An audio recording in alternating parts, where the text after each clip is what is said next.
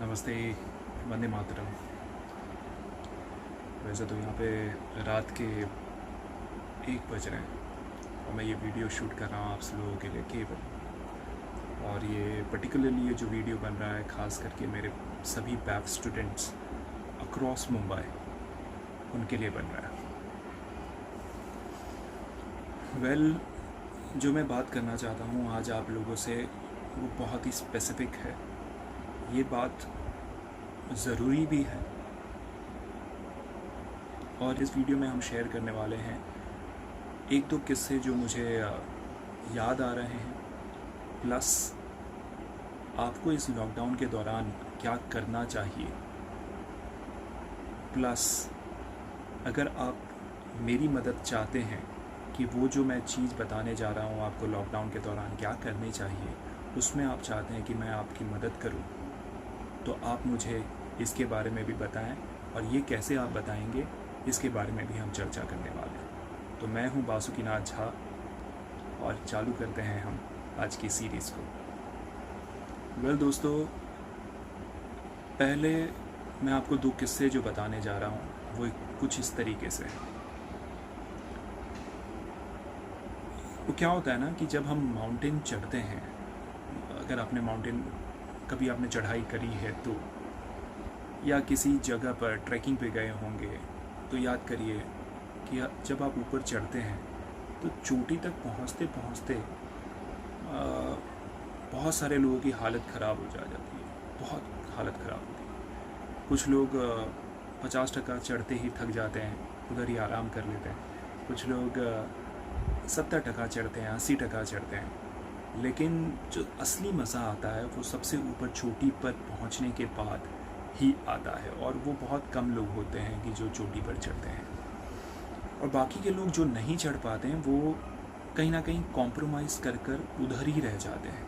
वो सोचते हैं कि छोड़ो यार, कौन चोटी पर जाएगा, बहुत सारे लोग तो इधर ही आराम कर रहे हैं, हम भी उनके साथ आराम कर लेते हैं, हमें भी ऊपर जाने की क्या ज़रूरत है। लेकिन सच मानिए, जो 70% या 80% चढ़ाई कर लिया था उसके सामने तो सिर्फ 30% और चढ़ाई करना बाकी था। वो थोड़ा और पुश कर लेता, अपने कंफर्ट जोन से थोड़ा और बाहर निकल के आ जाता और अंदर अपने वो जज्बा जगा लेता कि हाँ मैं कर सकता हूँ। Despite whatever the external factors are over there, they just should have felt कि no, it is just 30 more steps to go for. अगर ये आपके मन में एक बात घर कर ले कि हाँ मुझे आगे बढ़ना है और मुझे ऊपर ही जाना है, तो कोई भी आपको नीचे धकेल नहीं सकता। माना कि हमारे लाइफ में बहुत सारे प्रॉब्लम्स होते हैं, माना कि बहुत सारे एक्सटर्नल फैक्टर्स आपको दबाने के लिए हमेशा रहेंगे ही और रहते हैं, तो क्या हर के जीवन में रहता है ये सब चीज़। लेकिन क्या वो अपने जीवन को आगे नहीं बढ़ा सकते हैं? क्या वो अपने जीवन को उधर ही रखना चाहते हैं? दूसरी स्टोरी जो मैं आपके साथ शेयर करना चाहता हूँ, पहली स्टोरी का मॉरल ऑफ द स्टोरी आपको मालूम पड़ ही गया होगा। जो दूसरी बात मैं आपको बताना चाहता हूँ वो ये है, चींटी को तो सभी लोगों ने देखा है, कितने बार चढ़ती है गिरती है, चढ़ती है गिरती है, लेकिन अल्टीमेटली वो ऊपर चढ़ ही जाती है। तो पहले चीज़ से मैंने ये बताना ज़रूरी समझा आपको कि आपको मेहनत करते रहना चाहिए, कंफर्ट जोन से बाहर आना चाहिए। पहले स्टोरी का मॉरल ऑफ द स्टोरी ये था। दूसरा जो स्टोरी चींटी वाला है, इससे हमको एक चीज़ मालूम पड़ती है जिसका नाम है परसीवियरेंस। हमें निरंतर प्रयास करते रहना चाहिए। जिस चीज़ को हम एक्सेल करना चाहते हैं, जिस चीज़ को हम पाना चाहते हैं, उसके लिए हमें मेहनत कंटिन्यूसली करती रहनी चाहिए। ये 2 स्टोरी के ज़रिए आपको मैसेज मिला है और मैं उम्मीद करता हूँ कि इस मैसेज को आप जीवन भर याद भी रखेंगे। और हमें याद भी होता है लेकिन हम खुद भूल जाते हैं, क्योंकि हमें करना तो बहुत सारे चीज़ रहते हैं। हमें नेटफ्लिक्स पे बैठना रहता है, हमें वीडियोस देखने रहते हैं, हमें टीवी देखना रहता है, हमें सोना होता है, हमें न जाने क्या क्या काम करना होता है, isn't it? लेकिन क्या वो काम ज़रूरी है? ये पूछना आपको अपने आप से है। क्या वो काम आपको अपने गोल की ओर आगे लेके जा रहे हैं? ये अगेन आपको पूछना अपने आप से है। दोस्तों, ऐसा नहीं होना चाहिए कि आप जो काम कर रहे हैं वो आपको अपनी मंजिल की ओर आगे ना लेके जाए। ऐसा काम करिए जो आपको ग्रो करे। क्या वीडियो देखने से आप ग्रो हो रहे हैं? हाँ, अगर आप वो वीडियो देख रहे हैं और उस वीडियो को देखते हुए आप अपनी यूट्यूब चैनल को बनाना चाहते हैं इंस्पायर होकर, और उस पर कंसिस्टेंटली डेडिकेशन के साथ आप उस वीडियो को बना रहे हैं, तो बात अलग है।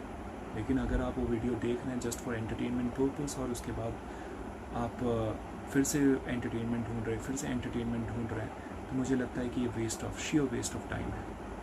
इससे बाहर निकलिए। ये ऑर्डर नहीं है, आपको फॉलो करना है तो आप कर सकते हैं, नहीं करना है नहीं कर सकते हैं, लेकिन आपके जीवन की बात है, आपको आगे बढ़ना है तो आपको ये सब चीज़ करना पड़ेगा।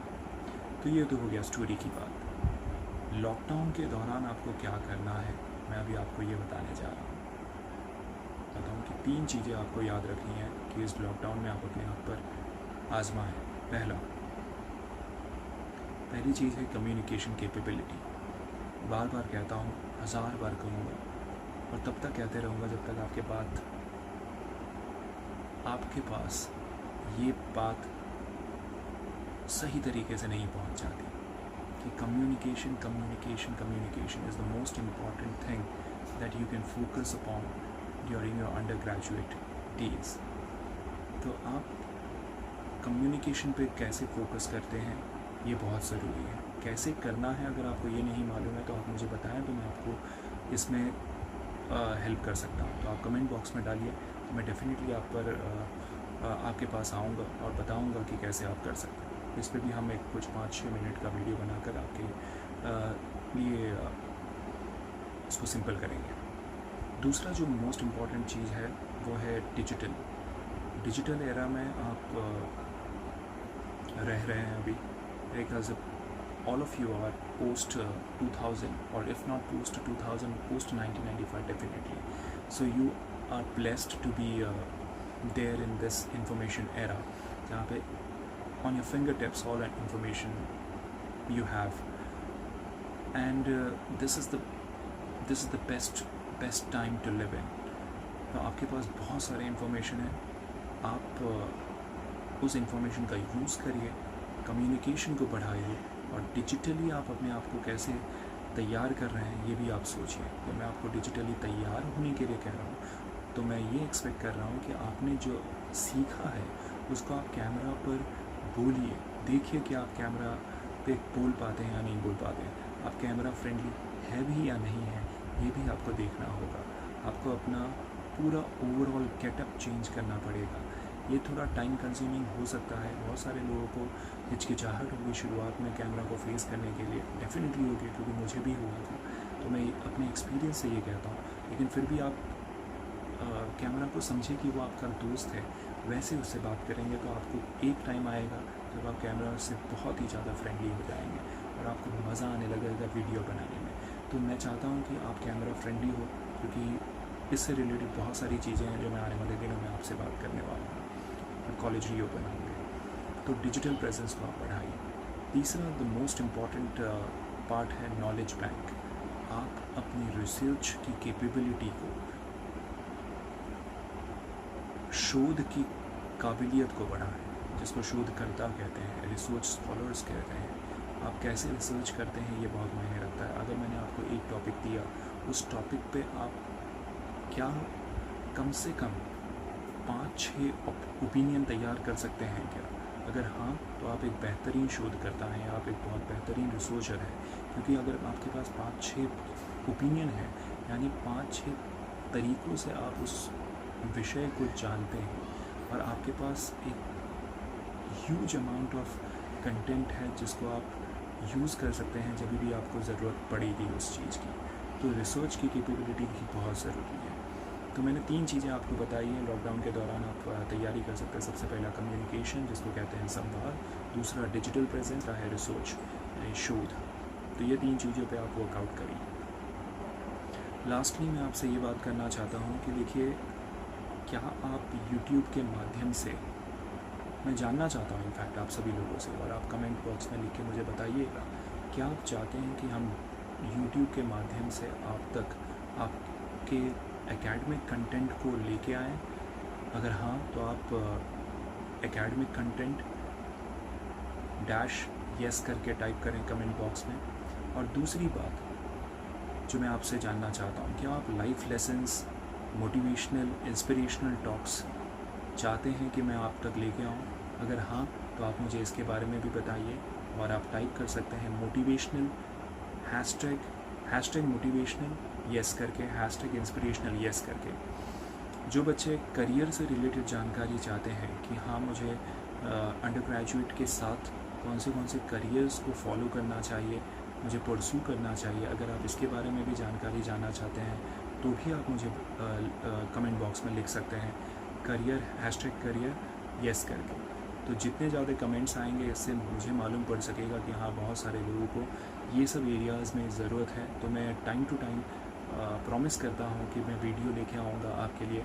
पूरा प्रयास रहेगा कि आप लोगों से मैं रेगुलर कनेक्टेड महसूस करूँ, और ढेर सारा ज्ञान जितना भी मेरे पास है वो आप तक लेके आऊँ, इस आशा के साथ कि आप भी उसी तरीके से मुझे प्यार, स्नेह और भरपूर साथ देंगे जिस तरीके से आज तक आप देते आ रहे हैं। तो मेरा पूरा विश्वास है कि ये जो पहला वीडियो जो मैं आपके लिए डेडिकेट कर रहा हूँ सभी वेब स्टूडेंट्स के लिए अक्रॉस दिस सिटी, एक बहुत ही बड़ा सक्सेस होगा। मुझे बताएं कि आपको ये वीडियो कैसा लगा। अच्छा लगा तो ऑनेस्टली मुझे बताएं, बुरा लगा तो भी मुझे बताएं, ताकि आने वाले टाइम में और इसको इम्प्रूव करके हम कैसे रख सकें आपके सामने, ये भी हमें बताएं। तो मैं चाहता हूँ कि आप लोग अपने लाइफ में बहुत ही अच्छी तरीके से परफॉर्म करें। वीडियो के लेवल पे सोचें ना, सोचें तो बहुत बड़ा सोचें, और उसको करने के लिए पूरा ताकत लगा दें। मुझे पूरा विश्वास है कि आप लाइफ में आगे बढ़ेंगे ही बढ़ेंगे।